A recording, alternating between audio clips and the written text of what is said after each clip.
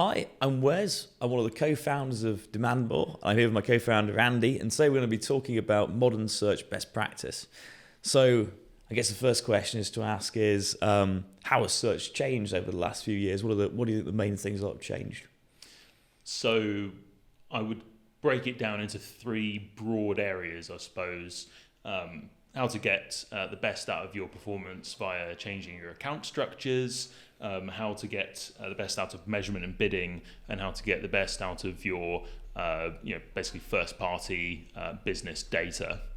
So we can start with account structure. Makes sense. Like. Let's do it. It's one of my favourite topics, so you might need to tell me to stop after a couple of hours. So basically, account structure, we used to run accounts through single keyword ad groups or SKAGs. That's because the way that Google matching used to work is it would look at the actual letters and words in the search term and match that search term to, say, an exact match keyword, which is exactly the same as that search term. That would mean that you knew what that keyword would trigger in terms of searches precisely, and you can then set up that keyword in its own ad group, so it has its own ad copy, and you can uniquely tailor that ad copy to that specific keyword. And that would mean that, you have the same number of keywords as you do ad groups, and that also means you need to have a lot of campaigns in order to kind of get the granularity in the account. That's how it kind of used to be. We started running into issues probably starting 2020, 2021. Yeah, it was around then, wasn't it? It was all changed, or sort of the match types getting broader, and suddenly everything's becoming kind of more messy. You got the impression that Google didn't want to make SKAG best practice suddenly do really badly for all of the billions of pounds that big companies were spending on Google ads. It would have been pretty bad for Google's business if they just tanked it all. So it was a slow decline. It was definitely a steady decline. So it's sort of just over time it gradually got sort of worse and worse, until it just didn't really work properly anymore. Yeah, and at the same time we would always run tests on. Google started talking about broad match. The future is broad match, and that was broad match was kind of a dirty word back in the old days of search. Oh, for sure. So Google kept on talking about, you need to start using broad match, otherwise you're going to struggle with your performance. So we would test it every so often. We'd say, let's test broad match, and it just wouldn't work that well. This is going back to sort of 2015, 2016. Broad match was just a joke. You'd use exact match and you'd use phrase match.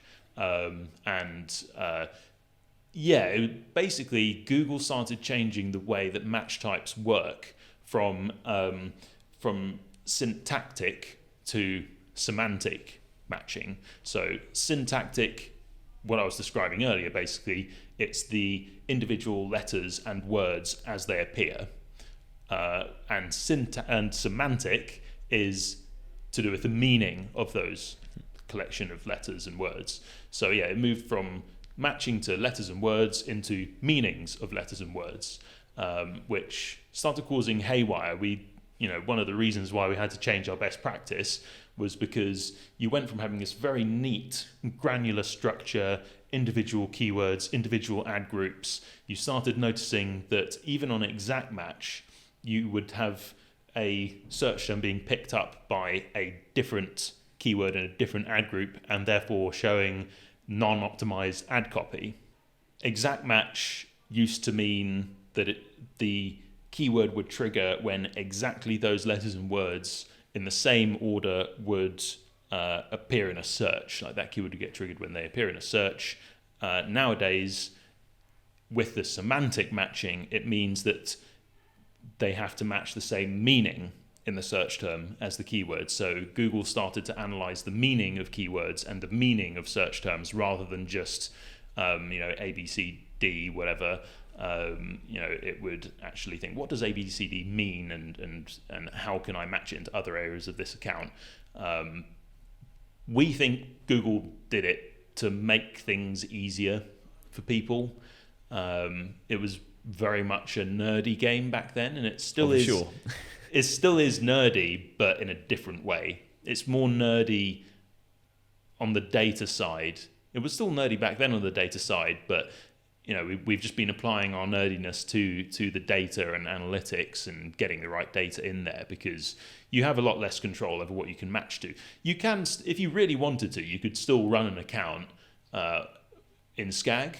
You would just need to put in so many negative keywords to stop the cross-matching, and it's just not worth it. It'd be almost impossible to manage, wouldn't it? You literally like millions of negatives to do it. Yeah, exactly. And I mean, the other big change when it comes to account structure and matching is broad match itself. I mentioned earlier that broad match used to be a joke. I mean, literally, if you put it in a pitch that you do broad match, so you'd just be choked out. I mean, you probably as an agency, you probably get fired if your suggestion was broad match. It just didn't work. Yeah, and things have changed so much now that in many cases, broad match is actually the best performing match type, because not only it used to basically match into anything because it was only looking at the letters and words, and now it does match into something relating to the meaning of your keywords, which are in broad match.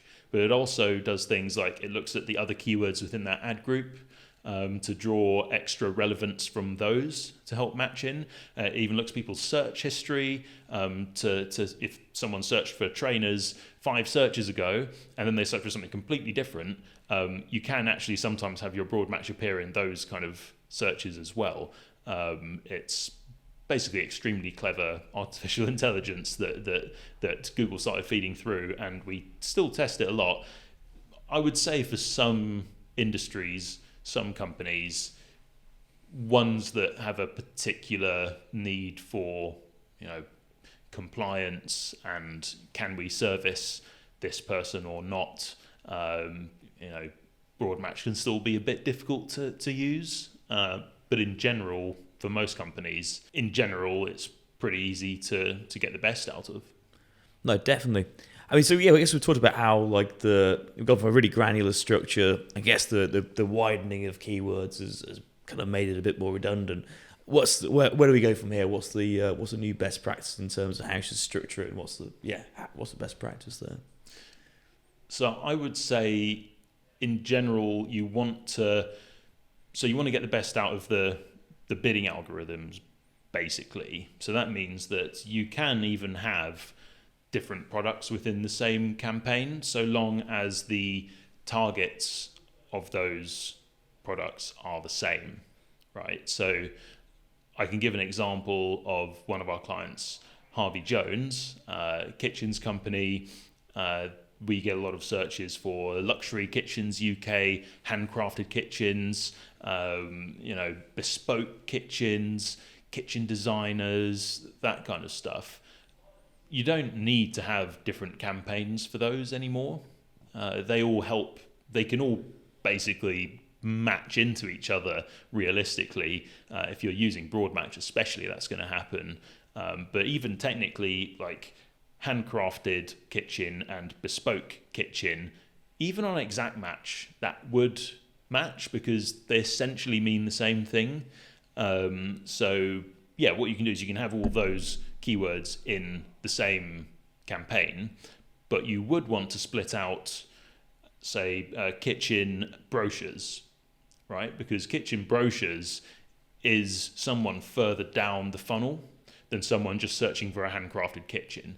If someone's looking for kitchen brochures, they're more actively in market. They're starting to consider a purchase, or at least they're more likely to.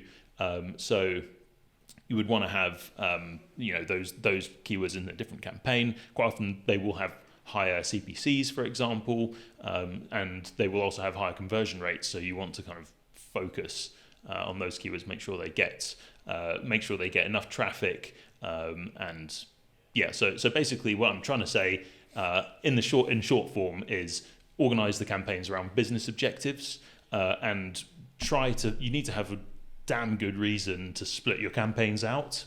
Otherwise, just put everything in as fewer campaigns as reasonably possible.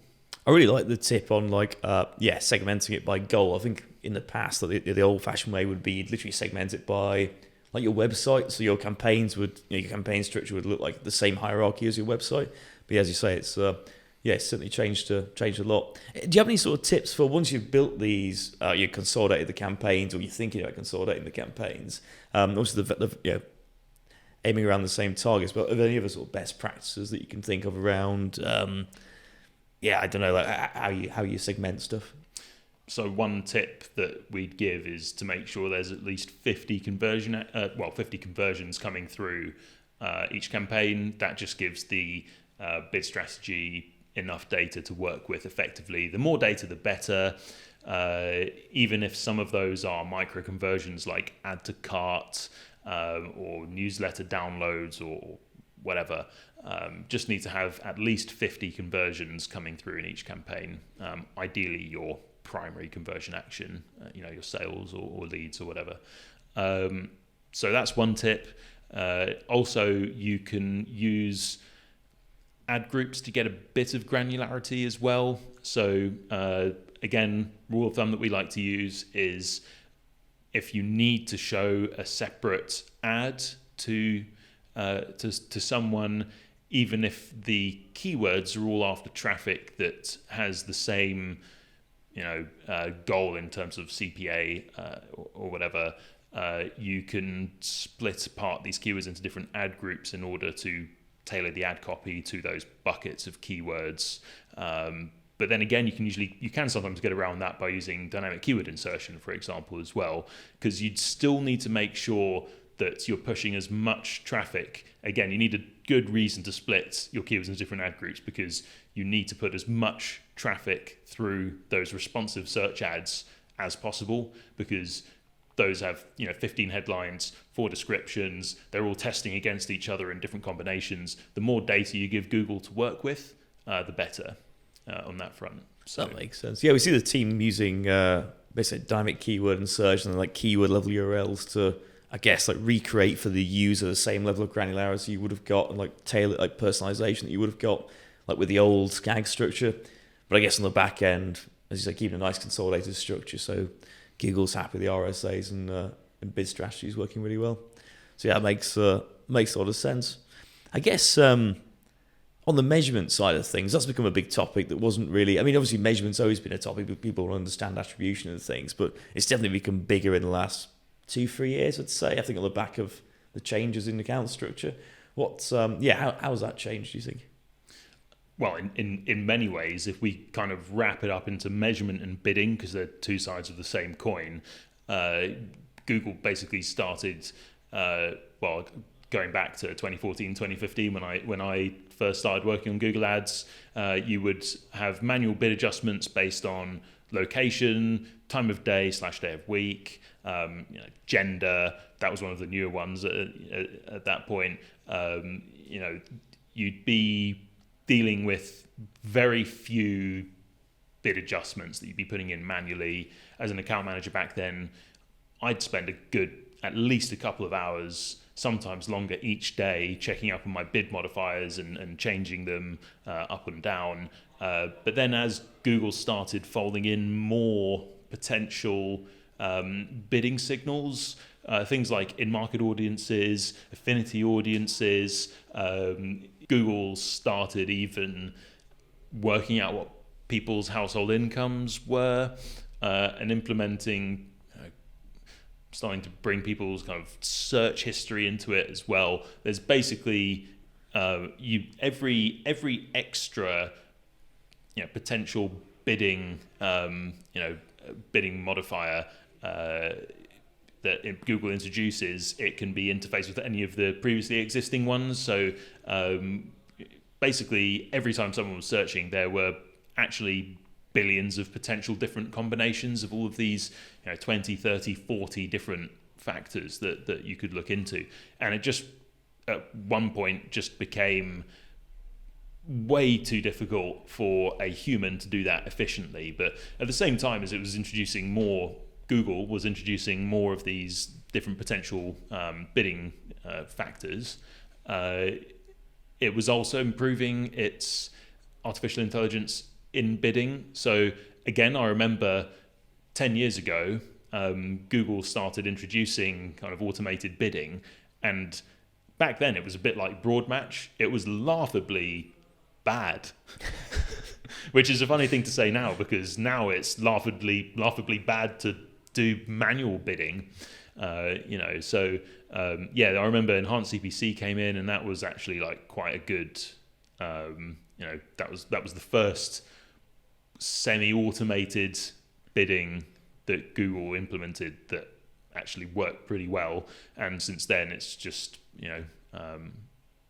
basically gotten better and better and better. Yes, it's evolved massively, hasn't it, over time? I mean, I guess like to get top tier bidding back then, there was a sort of evolution with like Marin and Kenshu came in building their own solutions, and then obviously Google bought DoubleClick and S360 was born, and that became like the gold standard of like query level bidding. And I guess now it's all been brought into the platform for your everyday Google user to use. So I guess obviously we've said about how it's all changed, and I guess what's the future now? What's the best practice now? Where's it going? Best practice is to make sure that, you've got all of those bidding decisions that essentially come in before the point of sale. So those are all kind of signals that Google AI can pick up on with the bid strategies. But you can help train the bid strategy by feeding in that data from past the point of sale as well. So just making sure that you're tracking basically everything, post conversion to getting as much data as you can into there, and training the bid strategies to say, if it's collating all the data on lead quality, for example, you need to be able to tell Google what signals to look for when someone is generating a lead that's worth 10 grand instead of 1 grand, and a simple human mind can't really work that out themselves, because there's going to be so much going on behind the scenes, billions of potential different things that you could look at when it comes to getting the right level of bid at the right time. Yes, it's insane how much more data you can actually feed into the platform. Because I feel like a few years ago you just tracked like conversions. It was an on-site, there's been an on-site purchase. Whereas now there's a whole array of things you can put in, like you say, like micro conversions before the conversion, like adds to carts or like view carts, that sort of stuff. And I guess post conversions like phone calls and things like that, and obviously offline conversions, contract signed. It's obviously it sort of was possible through different platforms, but it's just become so much more important with like the need for the bid strategy to have really good data. 100%. I mean, that's one thing that we do if we do basically a data audit for our clients. We will look for what we call data black holes. So one of our clients, Cuckoo Land, for example, they sell expensive furniture online.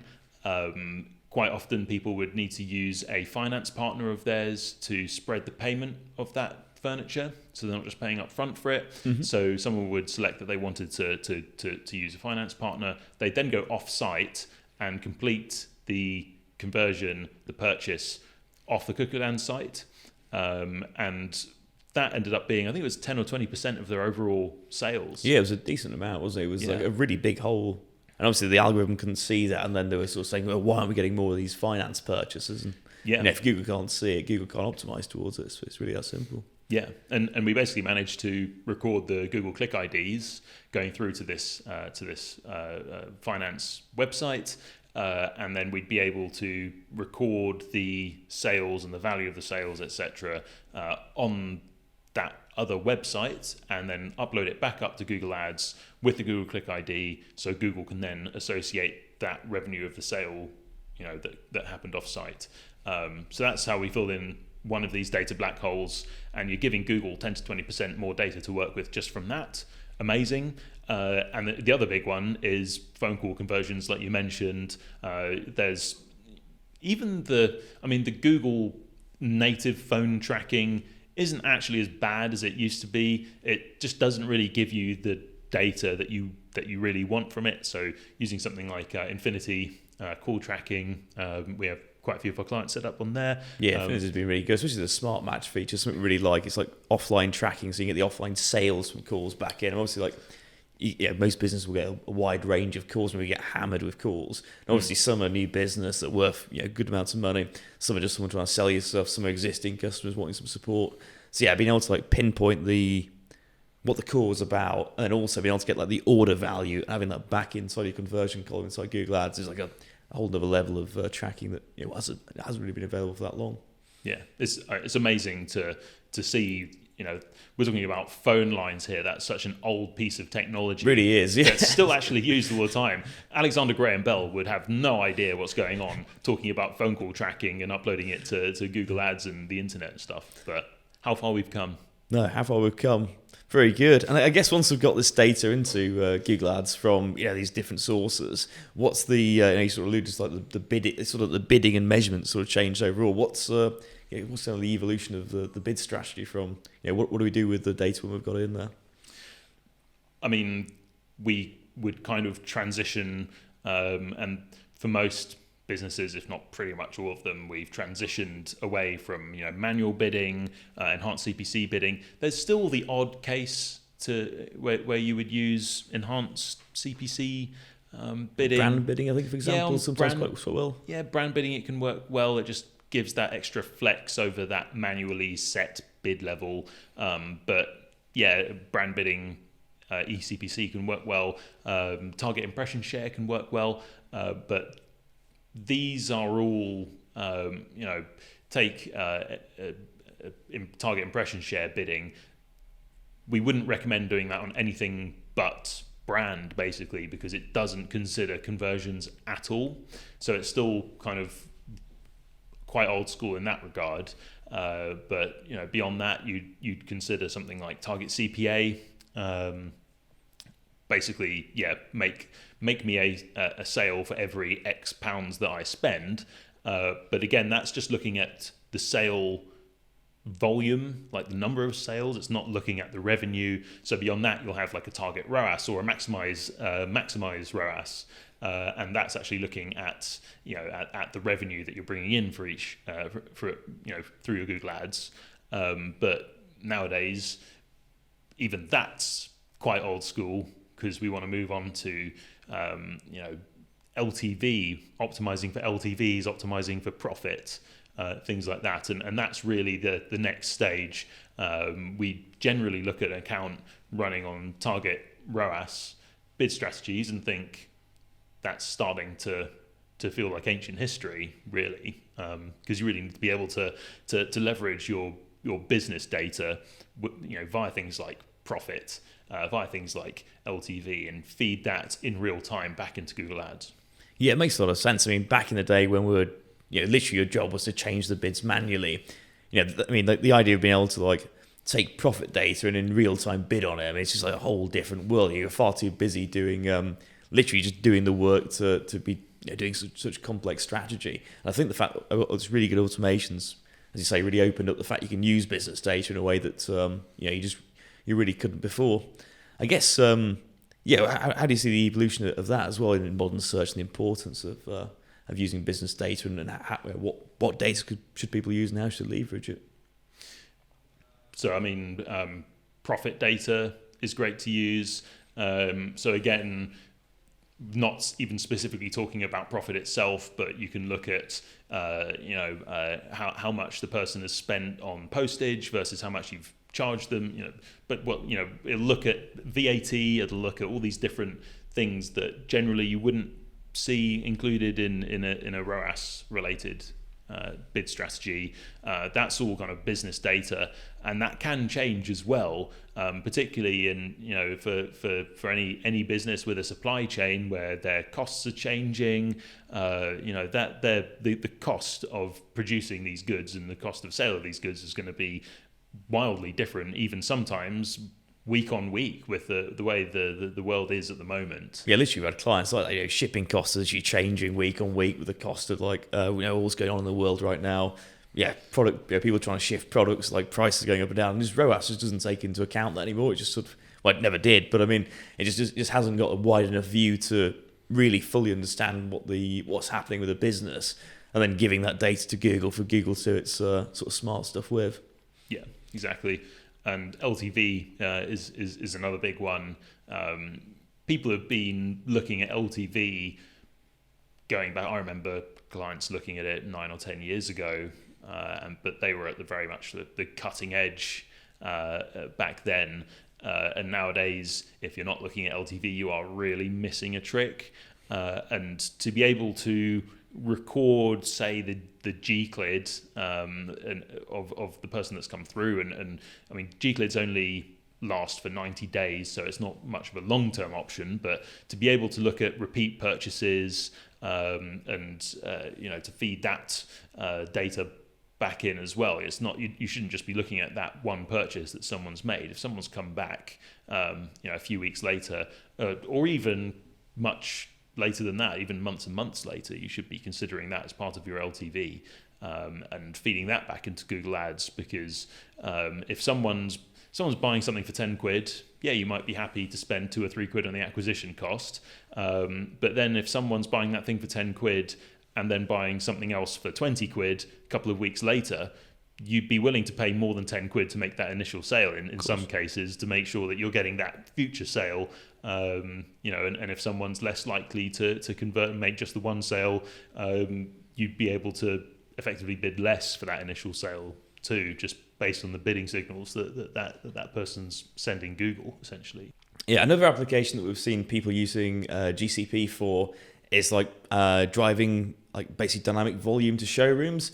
So feeding in the showroom level lead data into Cloud Platform, so Cloud Platform can see how many leads they've got at any one point, and obviously if they're low on lead volumes, basically upweighting bids and the postcodes around there. We've even seen people doing that, taking into account competitor volume and things. So you can put lots of really dynamic value into Cloud Platform, push that through into Google Ads, which is something you probably can't really be able to do in the past.